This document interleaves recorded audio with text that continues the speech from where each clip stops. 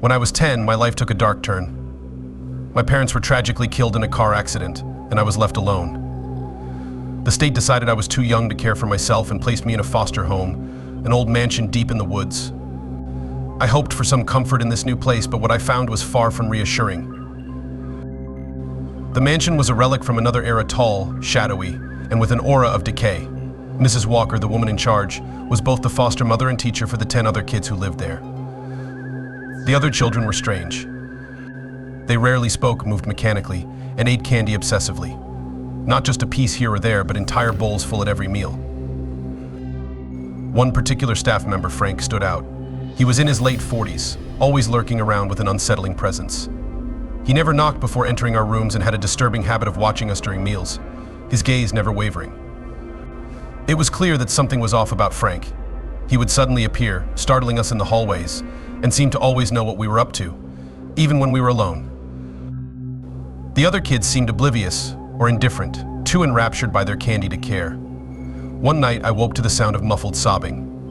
I followed the noise to Lily's room, a usually quiet girl who kept to herself. Peering through the crack in her door, I saw Frank standing over her, whispering. Lily was trembling, tears streaming down her face. "Please, not again. I don't want to do this," Lily pleaded. "If you don't do what I say, you won't get any more of the magic candy," Frank hissed. Lily's sobs intensified, but she nodded, clearly terrified. A cold shiver ran down my spine. Something was terribly wrong. The next day, I began to watch Frank more closely, trying to piece together what he was up to. It didn't take long to connect the dots. I noticed the kids' almost religious devotion to the candy, willing to do anything for it, even cleaning Frank's shoes or giving him back rubs.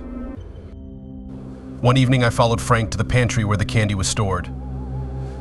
After he left, I sneaked in and discovered a hidden stash of pills behind the jars. Frank was drugging us through the candy, making us addicted so he could control us. The realization hit me hard. Frank was a predator, and Mrs. Walker was complicit.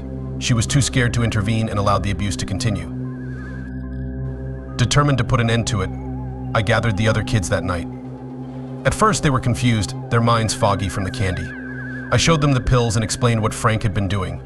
Slowly, understanding dawned on them, replaced by anger. When Frank entered the room, we attacked him, hitting and kicking him with all our might. He screamed, but we didn't stop until Mrs. Walker arrived, shocked by the scene. For the first time, she did the right thing. She called the authorities.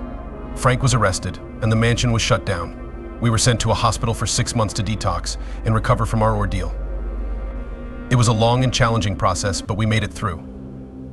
Now, years later, I've tried to move on with my life. However, every year on my birthday, I receive cards and small gifts from the friends I made in the mansion, friends whose lives I helped save and who, in return, helped save mine. Life goes on, but the memories of that mansion never fully fade. Every time I see a piece of candy, I am reminded of the horrors we endured.